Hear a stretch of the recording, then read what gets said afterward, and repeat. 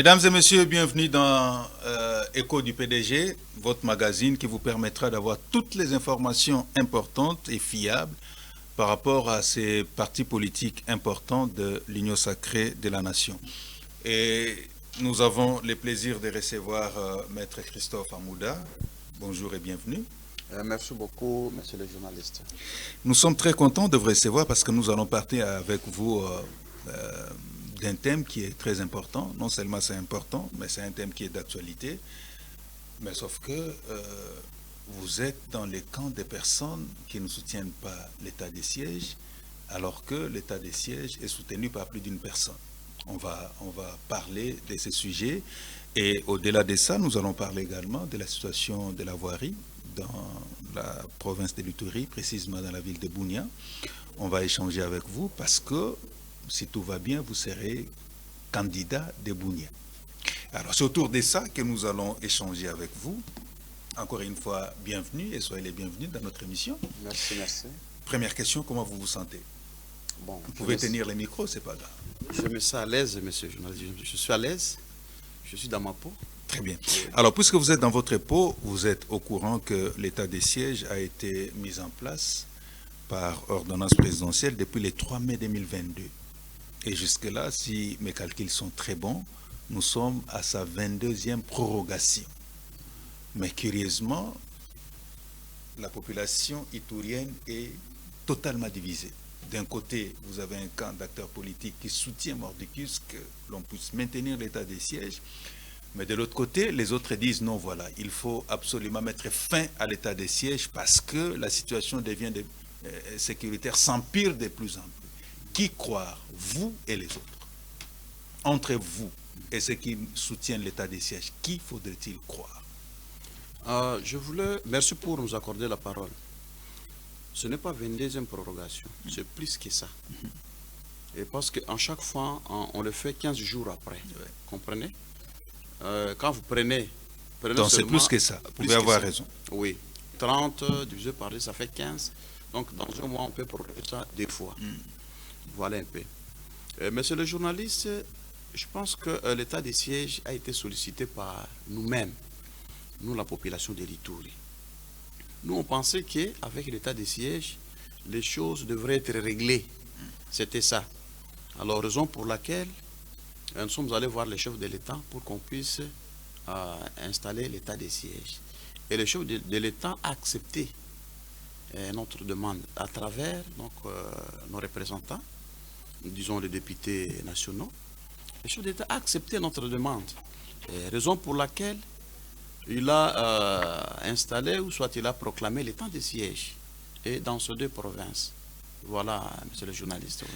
Mais voilà, là c'est la démarche que vous aviez initiée pour que l'on puisse installer l'état des sièges. Oui. Mais chemin faisant, curieusement, les gens ne comprennent pas pourquoi vous êtes automatiquement contre l'état des sièges. Merci. Nous sommes contre l'état des sièges. Dans un premier temps. Pourquoi? Dans un premier temps, monsieur le journaliste, on doit respecter les textes. Parce que quand vous lisez la Constitution, vous allez comprendre avec moi que l'état des sièges devrait prendre 30 jours. 30 jours seulement. Après 30 jours, si encore besoin, sur demande du président de la République, on devrait proroger à 15 jours. Comprenez? Mais voyez-moi aujourd'hui, nous sommes au-delà des 45 jours. Ça viole régulièrement donc la Constitution, vous comprenez avec moi. Donc, vérifiez dans tous les textes. Nulle part, vous allez trouver que l'état des sièges peut aller au-delà des 45 jours. Et voilà maintenant. Comme je vous disais là, pour nous, la population de la province de l'Ituri, vous savez que nous souffrons avec la guerre, ça fait plusieurs années. Ça fait plus de 20 ans, je pense que vous êtes au courant de ça. Alors, pour nous, nous pensions que l'état des sièges devrait venir mettre fin aux atrocités qui menacent la province de l'Ituri. Mais aujourd'hui, nous trouvons le contraire. Et comment? Monsieur le journaliste, avant l'état des sièges, nous avions un groupe d'armées Codeco. Mais actuellement, nous avons plus que groupes. Est-ce que c'est l'état de siège qui a fait qu'aujourd'hui, que vous puissiez avoir dans votre province de l'Ituri plus de groupes armés qu'avant? Est-ce que c'est l'état de siège? C'est la gestion, hein? C'est la gestion. Donc je dirais donc. Je reprends. Est-ce que c'est l'état de siège ou les animateurs qui animent cette période qui sont à la base de ça? Je vous réponds, monsieur donc le journaliste. Allez-y. Le problème c'est quoi? C'est la gestion qui amène qu'on puisse avoir la multiplicité, hein, des groupes armés. Vous comprenez? Je m'explique. Allez-y. Vous allez lire avec moi la loi, l'ordonnance du chef de l'État 016 qui donne donc la mission et qui définit donc l'état des sièges. Vous comprenez? Monsieur le journaliste, vous allez comprendre avec moi que la mission régalienne de militaires, c'est de faire la guerre. Je pense que tu ne peux pas me contredire. C'est de faire la guerre. Et sur ça, on vient d'ajouter l'administration. Vous comprenez? Ça sera lourd aux militaires. Au lieu de réfléchir sur les opérations, vous comprenez? Il réfléchit sur autre chose maintenant. Prenons l'exemple chez nous. On est dans la province de l'Ituri. Oui. Monsieur le journaliste, vous allez comprendre avec moi que donc les gouverneurs militaires réfléchissent plus sur la gestion, hein, des affaires, au lieu de réfléchir plus sur les opérations. Parce qu'il a double mission. Vous comprenez? Alors ça rend lourd l'administration de la province. Mais vous serez d'accord aussi avec moi. Vous serez d'accord. Allez-y, monsieur. Ça ne lui permet pas, hein, de bien vérifier la situation de la province. Mais, maître, oui, vous serez d'accord avec moi, oui, que il y a un gouverneur, il y a un vice-gouverneur. Oui. Et dans la fonctionnalité, vous avez un gouverneur qui est militaire, FARDC, oui, et un vice-gouverneur qui est de la police. Oui. Est-ce que vous ne trouvez pas que votre demande ne sera pas fondée parce que d'un côté, vous avez quelqu'un qui est prêt à faire la guerre et son second qui peut l'aider dans l'administration? Mais lisez bien la loi. Lisez bien la loi. Non, moi, je n'ai pas lu. Oui. Mais je pose on la a question. donné la charge au gouverneur, les titulaires de militaires. Oui. C'est lui le chef des opérations, vous comprenez? Exactement. En principe, c'est les seconds qui devraient donc s'en charger, hein, de l'administration. Oui, mais dans les faits, ça doit se passer comme ça. C'est ça la réalité. Mais donc, sur terre, ce n'est pas ça, donc c'est ce qui se passe. Vous allez comprendre que non, c'est le gouverneur seul. Tantôt il est dans les affaires et tantôt il est donc dans les opérations. Vous comprenez? Et ça rend lourd l'administration de la province. C'est un peu ça, monsieur le journaliste. Vraiment, en l'état de siège, nous, on pensait que donc, ça devrait venir pallier à beaucoup de choses, mais ça n'a pas aidé la province. Très bien. Alors là, apparemment, c'est comme si, et vous, acteurs politiques, la province de l'Ituri et la Commission droits de l'homme de la MONUSCO et Amnesty International, vous parlez pratiquement le même langage. Vous critiquez l'état de siège, mais apparemment, il n'y a pas d'alternative. Vous proposez quoi?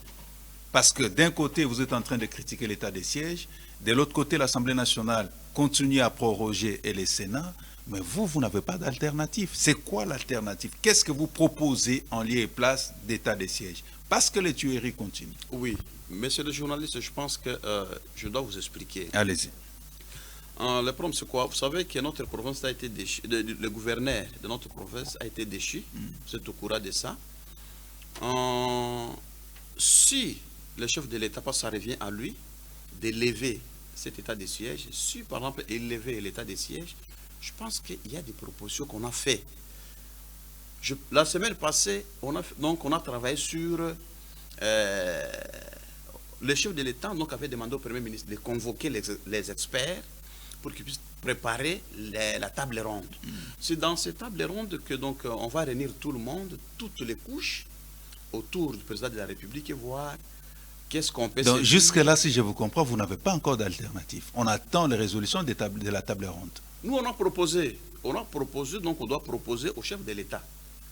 Alors, l'alternative, Vous allez c'est quoi? proposer Oui, avant l'état des sièges, avant la table ronde ou après non, non, ce n'est pas. Donc, on a proposé La déjà. proposition a déjà été faite. A été faite. Parce que moi, j'ai participé donc à cet atelier-là. On a proposé. Pour qu'on puisse mettre fin donc à ces atrocités au niveau de la province, pour nous, ou soit pour moi, parce que je suis devant vous, pour moi, État qui est donc acteur politique de la province, dans un premier temps, il faut qu'on puisse nommer les commissaires spéciaux. Vous comprenez? Que ce soit chez vous en Ituri et au Nord Kivu. Non, non, au Nord Kivu, si je l'ai dit, c'est parce que donc, le gouverneur était déchu chez nous. Mais au Nord Kivu, le gouverneur est là. Il peut donc reprendre sa problème. Et chez nous, donc moi, pour je remplacer parle M. Bamanissa, si oui. je me trompe. Et le Bamanissa était déchu. Moi, je parle de l'Ituri.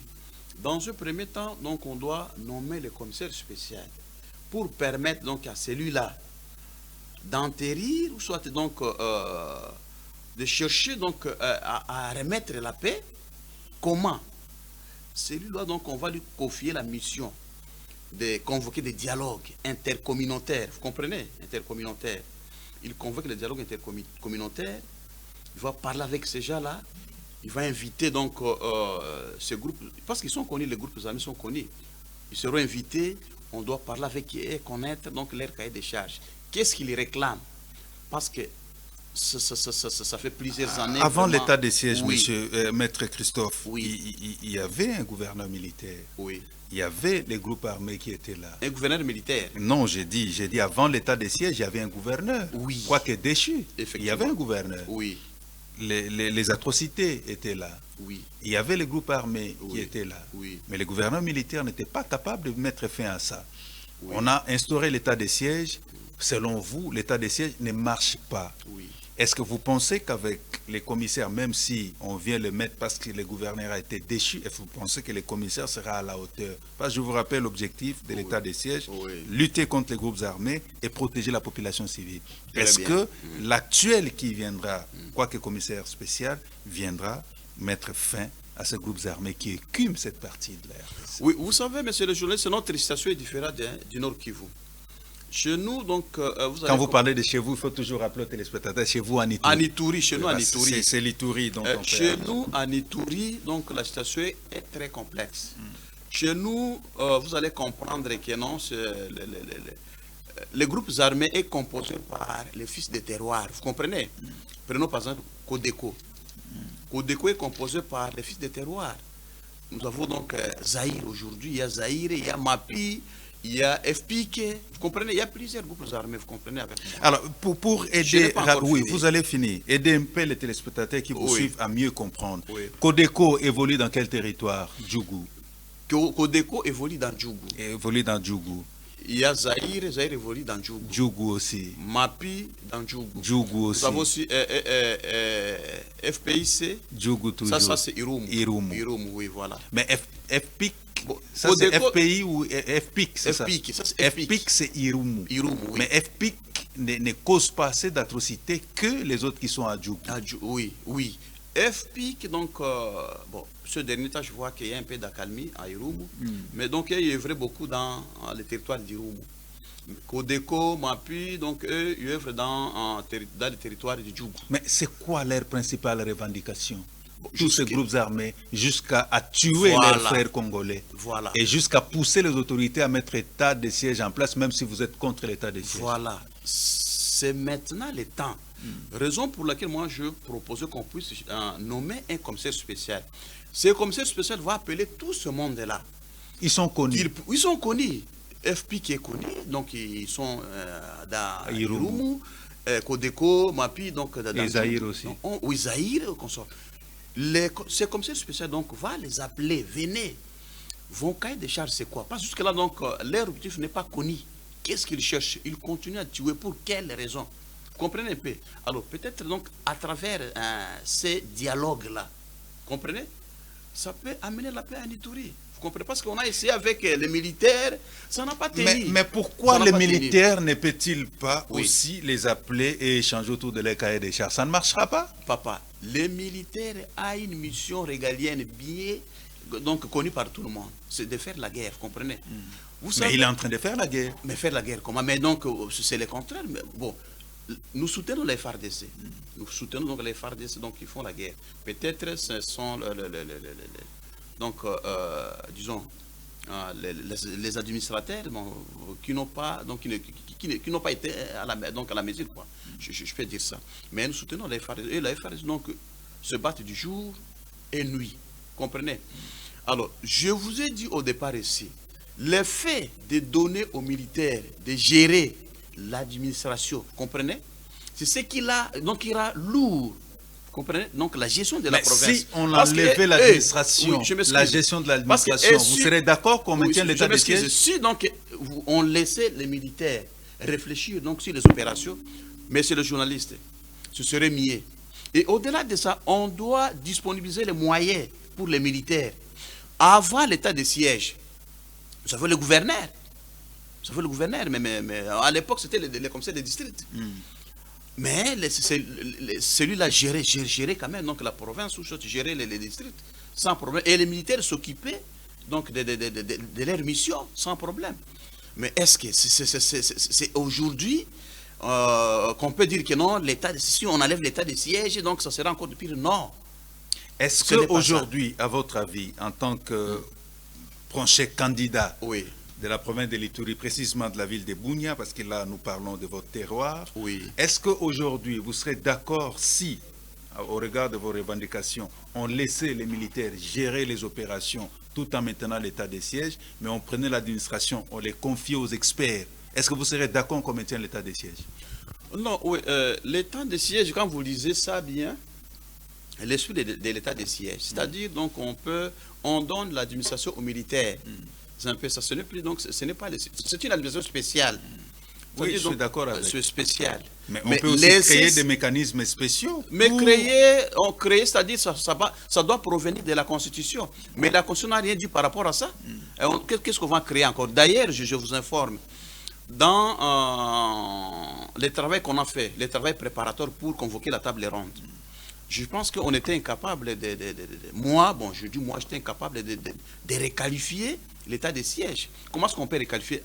La Constitution n'a rien dit par rapport à ça. N'a rien dit. Et au-delà de ça, messieurs les journalistes, n'allons pas plus loin. Nous violons la Constitution, parce que la Constitution donc, a parlé de 45 jours, 30 jours plus 15 jours. Nous violons la Constitution. Respectons quand même donc la loi. Et au-delà de ça, messieurs les journalistes, l'état de siège nous a mené plusieurs groupes armés. Je pense que vous êtes au courant. Parce qu'avant... c'est vous qui le dites. Oui, je vous informe. C'est vous qui parce le dites. Pourquoi vous dites que l'état de siège vous a amené plusieurs groupes armés? Ça se voit, ça se conçoit. Vous le dites? Pourquoi? C'est très clair. Parce qu'avant l'état de siège, nous avons un seul groupe armé, qui était la Codeco. Mais aujourd'hui, nous avons plusieurs groupes armés. Donc, pendant l'état de siège, alors que l'état de siège donc, avait une mission d'imposer la paix à travers donc, la guerre, vous comprenez? Mais c'est le contraire. On va pas continuer avec l'état de siège alors que donc, ça ne donne pas les résultats palpables. Vaut mieux rentrons dans cet ancien système que les militaires s'occupent de sa mission régalienne, de faire la guerre. Là, je pense que ça peut aller. Laisser donc aux civils donc, de continuer avec l'administration. Je pense que ça peut aller avec ça. Très bien. Oui. Alors, je réponds toujours parce que là, jusque-là, on n'arrive pas à comprendre quels sont les mobiles de ces groupes armés de tuer nos compatriotes de l'Ituri. On n'arrive pas à comprendre. Et vous nous dites qu'avant l'état de siège, on avait un seul groupe armé qui tuait, Codeco. On n'est pas d'accord avec le fait qu'ils étaient en train de tuer. Mais vous dites, après l'état de siège, il y a autant de groupes armés. Mais comment pouvez insinuer qu'il y a autant de groupes armés? C'est vrai, les faits prouvent que les groupes armés sont là, mais vous ne connaissez pas l'air mobile. Est-ce qu'ils sont là du fait de l'état de siège ou soit ils ont des revendications que vous ne maîtrisez pas? Bon, ils ont les revendications que moi je ne maîtrise pas. Voilà. Je ne collabore donc ils ne pas sont pas là du fait de l'état de siège. Non, non, mais monsieur le journaliste, vous pensez, l'état de siège était là pour mettre fin à ça. Exactement. Lutter contre les groupes armés. Voilà, c'est ça. Mais c'est le contraire. Maintenant, nous avons plusieurs groupes armés, comme donc je vais d'énumérer les nombres de groupes armés ici. Alors, laissons, donc si on peut rendre l'administration aux civils, alors c'est ces civils-là d'interpeller ou soit de convoquer un dialogue. Parce que je sais que nos groupes armés, donc œuvrent à travers nos communautés, vous comprenez? Nos communautés. Alors, on peut interpeller, parce que parmi ces groupes armés, donc, les membres de ces groupes armés, nombreux sont les fils du terroir. Ils ont leur père, leur mère, leurs frères, hein, dans nos communautés ituriennes, vous comprenez? Alors, si on peut interpeller, hein, toutes les communautés et se parler sur donc un point précis et partager le même langage, je pense que cette histoire, ça peut prendre fin. Quel est votre avis par rapport à ceux qui pensent que vous, acteurs politiques de l'Ituri, c'est vous-même qui êtes derrière ces groupes armés? Qu'est-ce que vous allez répondre à ces détracteurs qui pensent de cette façon? Oui, dire qu'être derrière ces groupes armés, c'est trop fort. Bon, je ne peux pas dire donc autrement. Ça peut être aussi réel si ce sont nous les politiciens. Alors, c'est au service. Nous avons plusieurs services. Nous avons le service de l'ANER, nous avons des MIAP, il y a plusieurs services qui peuvent dénicher ces gens-là. Alors, si vous êtes concerné, on peut vous traduire devant la justice, parce que moi, je ne peux pas accepter qu'aujourd'hui, ma province ne puisse pas se dérouler parce qu'un politicien qui est derrière ça, non, ça non. Alors, si ils sont connus, on peut les traduire devant la justice. Et c'est comme ça. Voilà un peu donc ma position par rapport à ça. Et aussi, en prenant que ça, de tous les territoires de la province de l'Ituri, s'il faut prendre Aru, il n'y a pas ce problème. Oui. Mais pourquoi seulement Irumu et Djougou? Pourquoi? Ah oui, si on peut... Bon, Aru, bon, moi je suis d'Aru. Je suis d'Aru. Aru n'a pas de problème. Chez nous, mais généralement, c'est toujours Irumu, oui, toujours Djougou. Oui. Et Irumu, actuellement, il y a un peu d'accalmie. Oui. Mais Djougou, c'est vraiment les bastions des groupes armés. C'est là où il y a autant de tueries avec Codeco, les groupes Zahir et les autres. Les gens qui sont ici à Kinshasa, les gens qui sont un peu partout à travers la République, ils n'arrivent pas à mieux comprendre pourquoi seulement Djougou, pas Irumu, pas Aru. C'est quoi le problème? Alors, monsieur le journaliste, parlons du territoire de Djougou. Je pense que les atrocités de Aidez Djougou, les gens qui vous suivent à mieux comprendre. Parce que là, aujourd'hui, tout le monde, les cœurs bas, et nous sommes de temps en temps en harmonie, en accord, en esprit et en âme avec nos compatriotes qui sont en train de mourir de l'autre côté. C'est vrai. Mais les gens ne comprennent pas pourquoi. Pourquoi toujours Djougou? Pourquoi Djougou? Pourquoi Djougou? Qu'est-ce qui ne va pas, Anitou? Ah oui, monsieur le journaliste, je pense que ça n'a pas commencé aujourd'hui. Les atrocités de Djougou, commençons par Djougou. Oui. Les atrocités de Djougou a commencé depuis, je pense que 1999, 2000.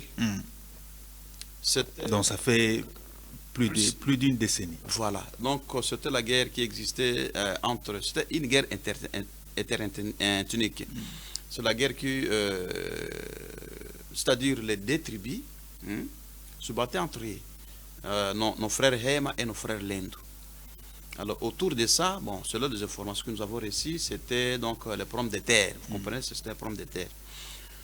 On a évolué avec ça depuis 2000, 2001, 2002 jusqu'à 2005. Je pense qu'il y a eu une période de pacification. Vraiment, on avait atterri, hein,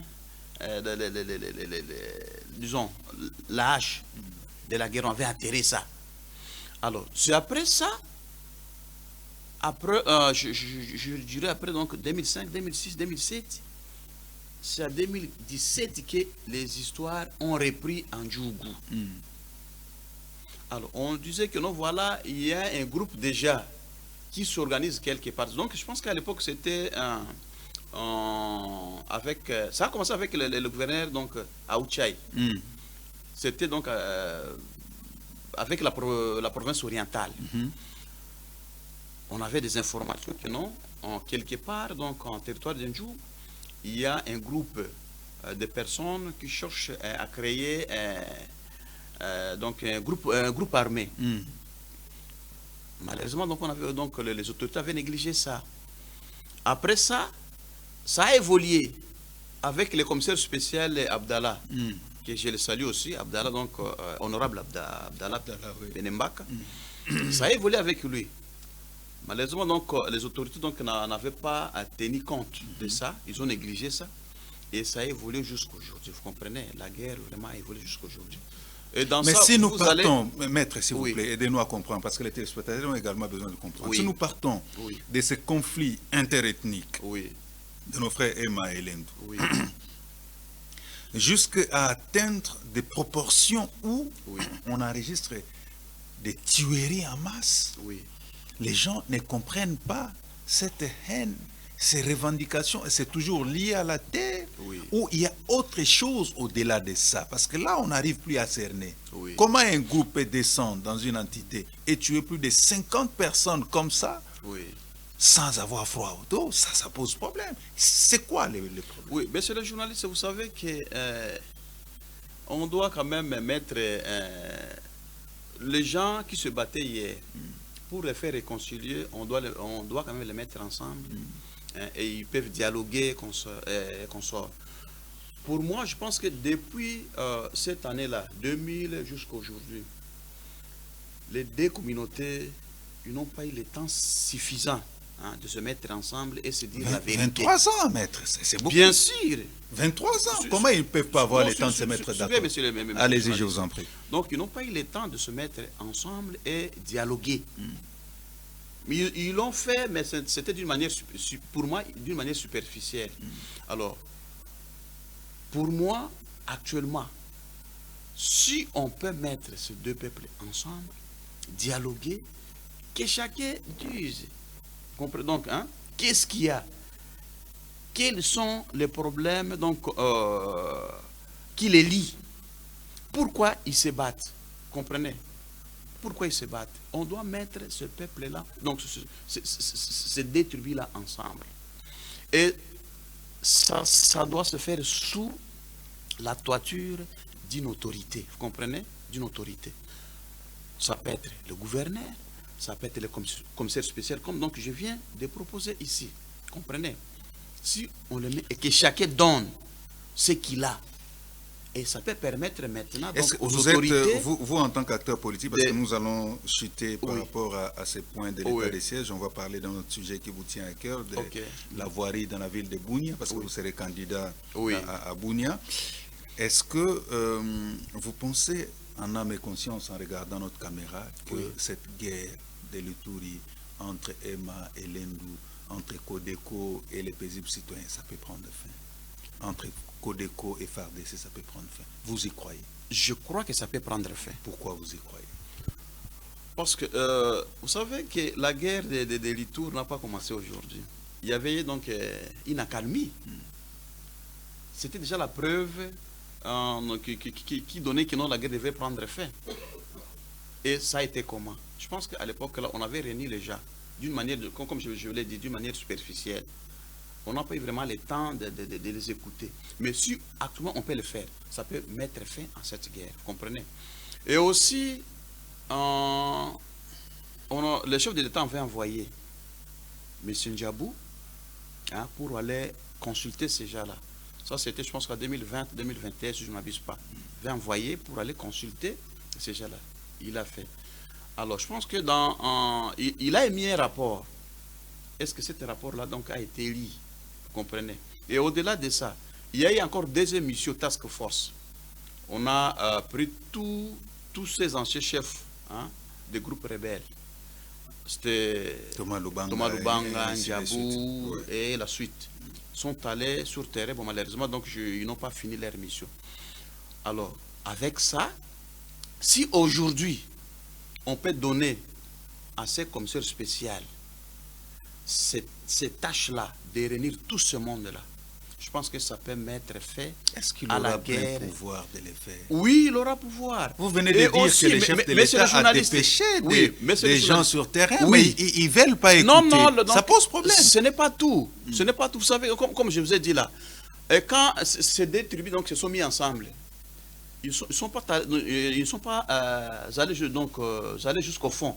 S'ils allaient jusqu'au fond, donc ces guerres devraient prendre fin. Alors, si c'est un commissaire spécial, on lui donne cette mission-là, vous comprenez? Parce que maintenant, c'est ce qui nous guette, c'est la sécurité de notre province. Vous comprenez? On lui donne cette mission-là d'accompagner, donc, pas seulement les deux tribus. Parce que maintenant, donc, ça prend toutes les tribus de la province de l'Ituri, vous comprenez? Ça prend tout le monde. Il faut qu'on puisse réunir tous les 21, vous comprenez, tous les 21 tribus se mettre ensemble, dialoguer.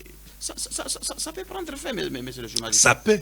Oui. Vous n'êtes pas certain que ça peut. Non, ça non, peut. non, c'est-à-dire... C'est une supposition. Ça peut. Non, donc ça peut ou ça ne peut pas. Je ne peux pas dire que ça doit. Ouais. Ça peut prendre fin. Parce que j'ai... Non, mais vous pouvez aussi affirmer que ça prendra fin. Ça prendra fin. Merci beaucoup, oui, maître. Là, ça nous rassure. Oui. Bon, mesdames et messieurs, là, nous sommes en train de parler de l'état des sièges. La personnalité que nous recevons sur notre plateau il s'y connaît, il est expert du coin. Et non seulement il est expert, il est également candidat de la ville de Bunia. Parlons un peu de Bunia. Oui. Vous savez, Bunia, c'est une belle ville que plus d'une personne ne connaît. C'est vrai, quand on parle de l'Itourie, les gens ne voient que crépitement, des guerres. Moi, je suis arrivé plus d'une fois à Bunia. J'ai vraiment aimé la ville de Bunia. Et pourquoi vous pouvez avoir une belle ville comme ça, mais entourée de guerres et de crépitements? Ça vous fait quoi, vous, en tant que candidat de Bunia? Ça me fait très mal. Ça me fait très mal. Et aujourd'hui, quand vous arrivez à Bunia, vous ne sentez pas l'engouement. Vous ne sentez pas donc ce plaisir-là comme ça a été à l'époque. Vous comprenez? Tout ça, c'est dû par les phénomènes que nous connaissons tous, la guerre. Alors, la ville de Bunia, disons, la province en général, c'est une province qui est cosmopolite. C'est ça la richesse de notre province. Ça reçoit tout le monde. Et donc, il y a moins doses de tribalisme chez nous. Je dirais moins de doses de tribalisme. C'est ça la fierté de notre province. Et aujourd'hui, quand je vois ma ville évoluer dans ce sens-là, vraiment, ça me fait très mal. Quels sont les problèmes, oui, les problèmes de Bunia actuellement? Oui, les problèmes de Bunia, c'est quoi? Les problèmes de Bunia, nous avons les problèmes de la voirie. Vous comprenez? Ça pose problème, pourquoi? Ça pose problème pour se mouvoir. C'est-à-dire? En pensant, je félicite d'abord parce que, bien sûr, que le gouverneur de la province, il n'est pas mauvais. Il a fait ce qu'il a fait. Aujourd'hui, comme il est arrivé à moderniser certains coins. Mais ça ne suffit pas. Ça ne suffit pas parce que Bunia évolue du jour au jour. Vous savez, donc, il y a des coins. Il y a des coins donc, là où tu ne peux pas imaginer que même un véhicule ne peut pas dans la ville de Bunia? Oui, ne peut pas traverser de ville. Quel coin précisément? Vers les marchés? Je vous donne un exemple. Parce que moi, je suis donc né à Bunia, grandi à Bunia. Oui.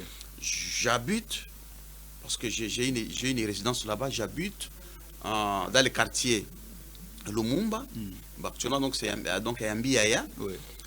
Je suis voisin à un quartier qu'on appelle Kindia. Quartier Yambi et quartier Kindia. Mon frère, il y a un pot qui sépare ces deux quartiers. Mais ces pots, je ne sais pas si les autorités voient ça. C'est un coin construit en matériaux durables? En matériaux durables. Et quand vous arrivez par exemple aujourd'hui à Kindia, mais les matériaux poussent à Yambi. Parce que Yambi, c'est un quartier qui est directement contigu avec la ville de Bunia. C'est un peu ça. Alors, l'époux est en état, je ne sais pas comment... délabrement très avancé. Très avancé. Mais les passants continuent à passer ou quoi? Mais difficilement. Difficilement. Je n'ai pas amené les images. Vous allez nous amener les images? Je dois vous amener les images. Vraiment, c'est dommage parce que c'est dans la ville de Bunia. On ne parvient pas à réparer ces pots-là. Et qui devrait bénéficier? Ce sont les populations ainsi que les autorités de la place. Donc, à mon avis, si je vous comprends bien, la population de Bunia plaide pour que l'on puisse reconstruire ces ponts. Reconstruire ces ponts, ce n'est pas seulement ça. Et aussi, vous savez que la ville de Bunia est bien installée. Oui. La ville est séparée. Ça j'éprouve, c'est bien urbanisé, c'est une très belle ville. La ville est séparée parfois par des rivières. Nous avons la rivière Nyamukaou, nous avons une petite rivière Langougou, je sais pas, nous avons Ngezi. On doit quand même lancer des ponts sur ces rivières-là pour permettre à la population qui vivent à côté de ces rivières-là de se mouvoir. Comprenez de se côtoyer. Comprenez, c'est un peu ça. Alors ça nous crée des problèmes. Et aussi, état des routes, dans des quartiers. Vous savez, dans des quartiers, vraiment, ça ne va pas. Oh, bon. les fonds sociaux donc, a résolu quelque chose, mais ça ne suffit pas. Mais vous, en tant que notable, oui, qu'est-ce que vous faites concrètement pour aider la population à avoir une très belle voirie? Est-ce que vous avez le temps de rencontrer les autorités? Est-ce que vous avez le temps de toucher quelques entreprises? Est-ce que vous avez le temps de bouger par tous les moyens pour que ceux qui ont des moyens suffisants puissent venir en aide à cette population qui n'attend qu'on puisse réparer la voie? Qu'est-ce que vous, en tant que notable, futur candidat de Bunia, vous faites concrètement? Oui, ce que nous faisons, je suis ici à Kinshasa actuellement, je suis à Kinshasa. Je côtoie donc quelques volontaires qui peuvent nous venir en aide là-bas. Bon, malheureusement, donc le dossier est en cours, mais ça n'a pas encore pris un bon chemin, mais je suis en train de le faire. Et au-delà de ça, je pense qu'avec les fonds sociaux, c'était très bien chez nous là-bas, mais le président de la République a pris une ordonnance qui a mis ça de côté. Mais je pense que il va chercher à arranger, ou soit à chercher donc une autre entreprise, ou soit un autre service pour continuer avec ça, parce que ça a aidé beaucoup la ville de Bunia de se développer. En quoi, par exemple? Les fonds sociaux, dans un premier temps. Donc, ça a récupéré plusieurs personnes qui étaient en chômage. Donc, ça utilise les mamans, ça utilise les jeunes, pour aller arranger, cantonner les routes. Vous comprenez vraiment, ça a beaucoup aidé. Alors, peut-être ça sera notre demande que nous allons lancer au chef de l'État, de voir comment est-ce qu'il peut, soit, comme donc il a supprimé ça, il cherche donc un autre service qui peut pallier donc à cette situation. Vraiment, ça a beaucoup aidé la ville de Bunia. Voilà, c'est un peu ça. Donc, Bunia, s'il faut comprendre, actuellement, état de route très délabré. Oui. Et vous avez parlé également de la problématique des ponts et ainsi de suite. Oui.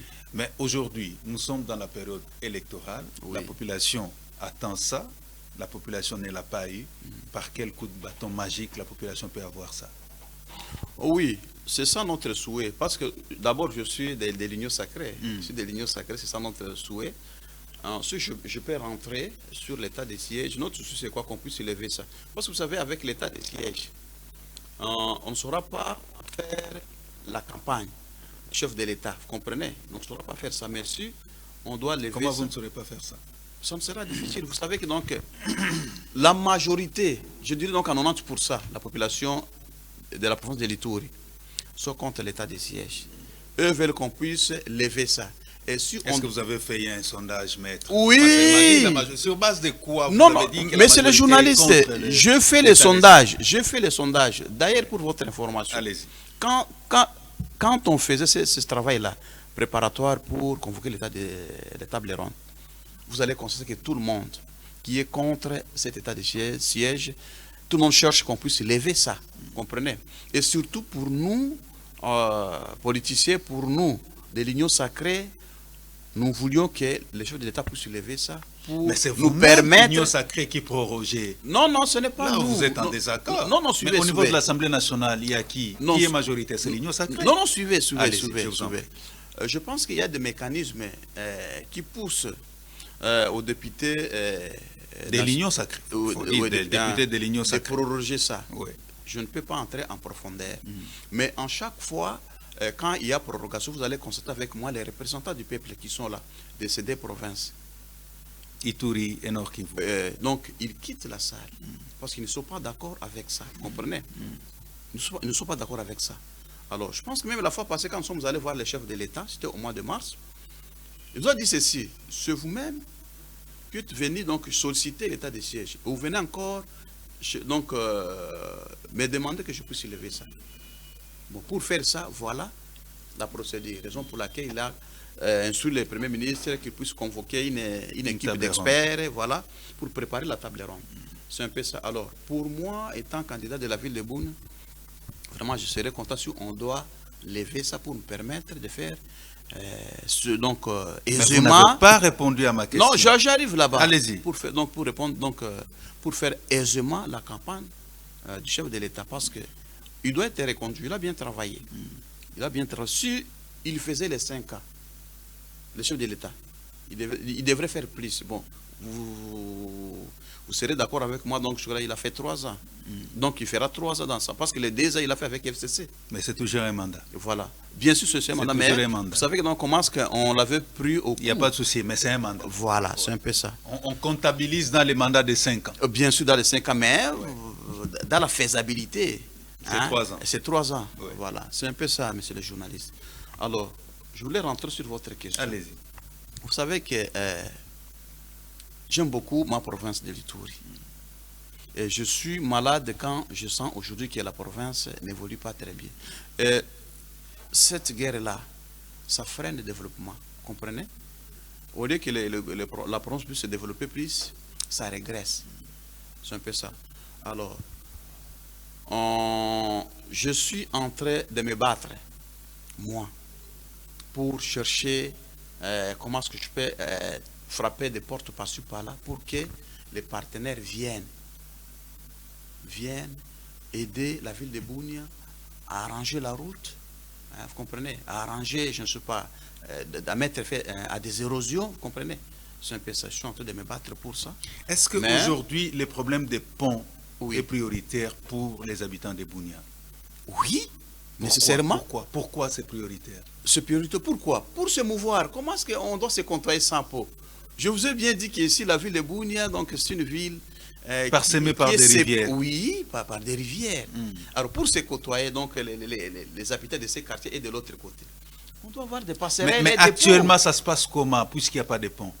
Actuellement, ouais. les peuples se débrouillent. Parfois, donc, on traverse dans les rivières pour passer de l'autre côté. Est-ce que vous trouvez ça normal? Ce n'est pas normal, ça. Il y a des accidents qui se font sur ce pôle-là. En temps, je dois vous donner je dois passer les images. Vraiment, ça ne va pas. Les montards pour traverser donc sur ce pôle-là, ça ne va pas. Alors, nous interpellons les autorités de la province. Vraiment, je salue le gouverneur militaire. Donc, pour une fois, vous les saluez quand même. Non, il est en train de travailler, il est en train de travailler parce que quand vous arrivez aujourd'hui au gouvernorat, vous allez sentir que non, voilà, il y a un petit changement. La route continue à être asphaltée dans la ville. Je connais.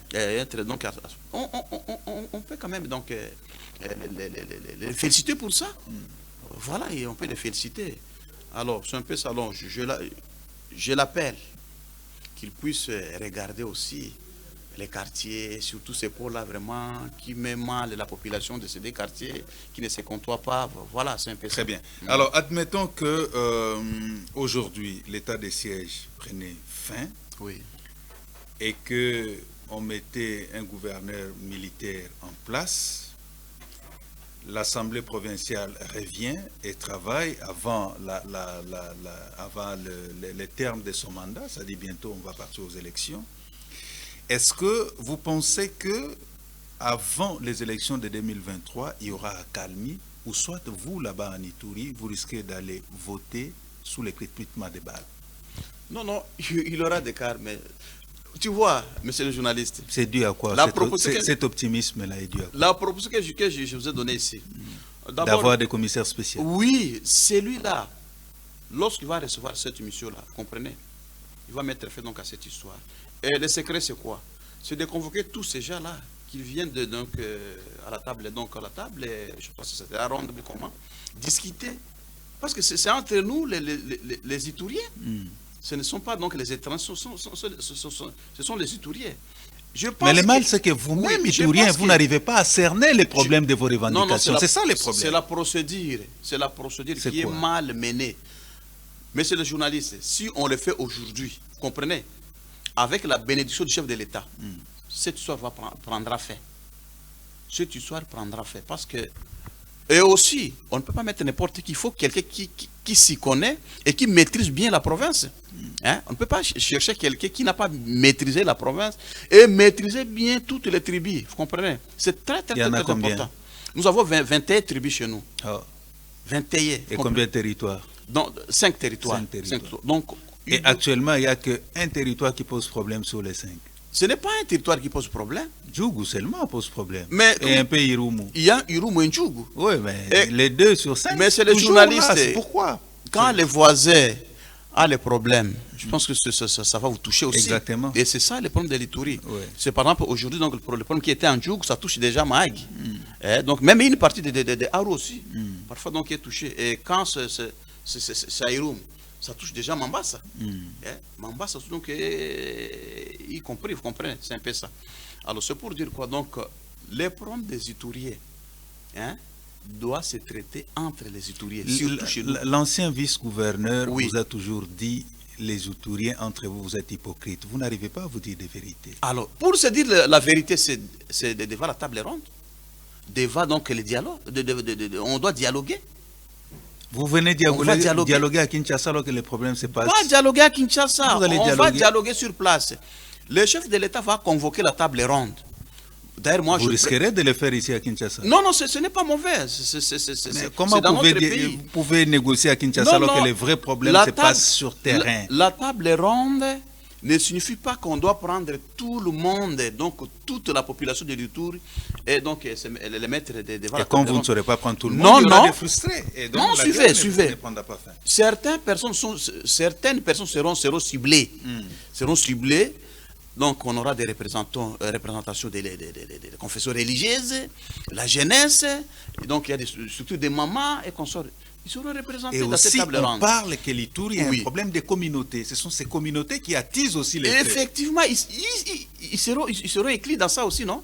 Quand on parle donc de 21 communautés, y compris donc certaines tribus. Est-ce que le problème de l'Ituri n'est pas aussi le problème des communautés là? Mais c'est ça. C'est ça. C'est ce qui différencie maintenant donc les dossiers de la province de l'Ituri et du Nord Kivu. Parce que chez nous, le problème est communautaire. Et vous savez donc... Et ce sont ces communautés qui attisent les faits aussi. Bien sûr, et c'est ça. Alors, c'est à travers ces dialogues-là qu'on va connaître ou savoir que non, quels sont les problèmes. Quels sont les problèmes qui lient ces communautés. Est-ce que ça ne sera pas des résolutions que vous allez prendre après la table ronde et puis vous tirez, vous mettez dans les tiroirs et puis plus rien? Non, non, la table ronde, c'est pourquoi? Les chefs de l'État comptent beaucoup sur cette table ronde. Effectivement. Comptent beaucoup sur les natifs de l'Ituri. Oui. Mais apparemment, c'est comme si vous ne lui remettez pas l'ascenseur. Non. Apparemment, c'est un peu l'impression. Parce que les chefs de l'État ne cessent d'envoyer le Premier ministre. Lui-même descend chez vous en Ituri. Il envoie la task force, il envoie les anciens chefs rebelles, il ne fait qu'envoyer pour l'Ituri. Mais apparemment, l'Ituri ne lui donne pas ce qu'il attend de vous. Non, non, nous les remercions pour ça, vraiment. Vous les remerciez, c'est une chose, donnez-lui la paix qu'il attend de vous. Monsieur le journaliste, je pense que lorsqu'il y a un problème, on sait de la famille, on ne termine pas le même jour. Exactement. Ça prend du temps pour qu'on puisse régler certaines choses. Mais pas en tuant. Oui, chez nous c'est un tueur, alors mais je pense que ça les dérange en tant que... Ça me dérange aussi, ça me dérange moi aussi parce que ça me dérange parce que tous les Congolais aussi. Oui, voilà, tous les Congolais, voilà. Exactement. Je les remercie parce que donc le chef d'État envoie donc le Premier ministre, les ministres, je ne sais pas, plusieurs délégations, c'est-à-dire donc il a besoin que cette partie de notre pays puisse revenir en paix. C'est ça son souci. Très bien. Voilà. Alors, maître, nous arrivons à la fin de cette émission. Je ne veux pas vous laisser partir. Vous serez candidat à Bunia. Est-ce que vous avez un message à adresser à vos électeurs qui sont à Bunia en train de vous suivre? Mais j'aurais souhaité que ces messages soient faits en langue du terroir, c'est-à-dire en swahili. Oui. Et vous allez nous interpréter un tout petit peu à la fin ce que vous avez dit en swahili. Vous avez 1 minute. Merci, monsieur le journaliste. Regardez la caméra. Hapa ni ndugu yenu Maître Mateso Amuda Christophe. Namna tunatoka kuongea hapa, nitakuwa kandida ku deputation nationale ku vile ya Bunia. Hivyo ndugu yangu, nitawaomba vraiment msoutenir état de la paix. État de la paix parce que bila état de la paix hatutafanya election kwetu. Na mingi tusoutenir chef de l'État parce que anajipiga kila siku kutuma watu kule tukonsiatize wapime kuangalia namna kuna wanapasha kumaliza ile problem.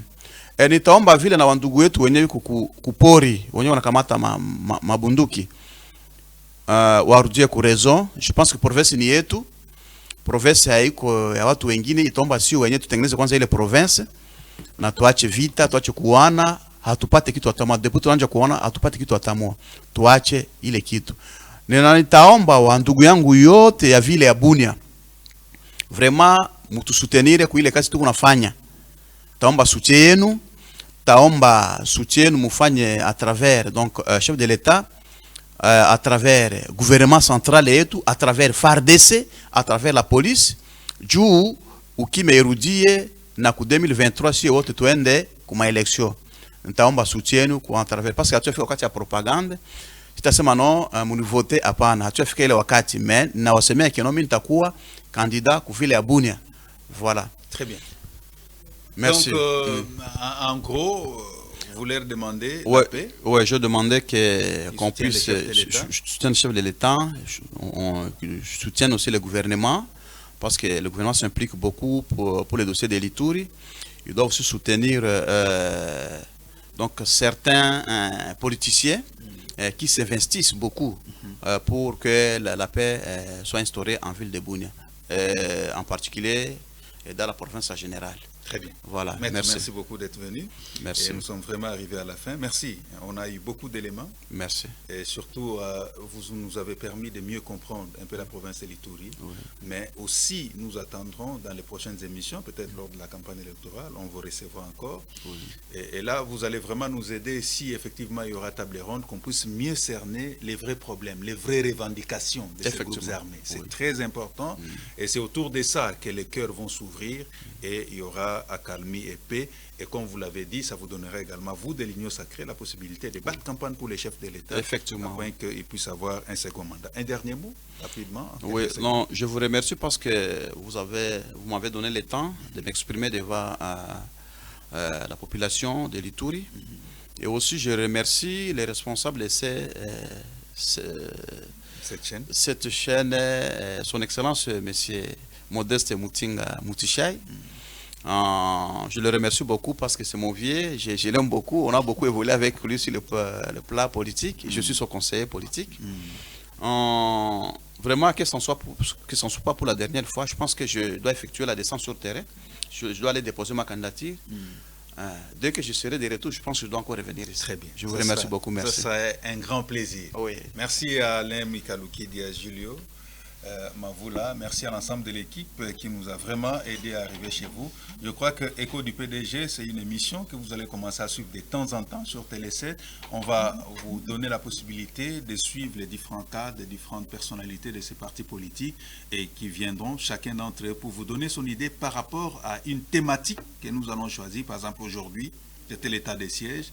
Il a parlé à cœur ouvert et il s'est exprimé, il a donné son avis et il a lancé un message à la population. Donc, il faut vous habituer à cette émission. De temps en temps, on va recevoir ces personnalités qui viendront sur notre plateau et qui vont s'exprimer à cœur ouvert et vous allez peut-être mieux cerner l'évolution de la vie politique en République démocratique du Congo. Encore une fois, maître, merci beaucoup d'être venu. Ce n'est pas la dernière fois. On attend. Après votre tournée à Bunia, vous reviendrez encore une fois et nous allons vous recevoir. Au revoir et à demain. Merci.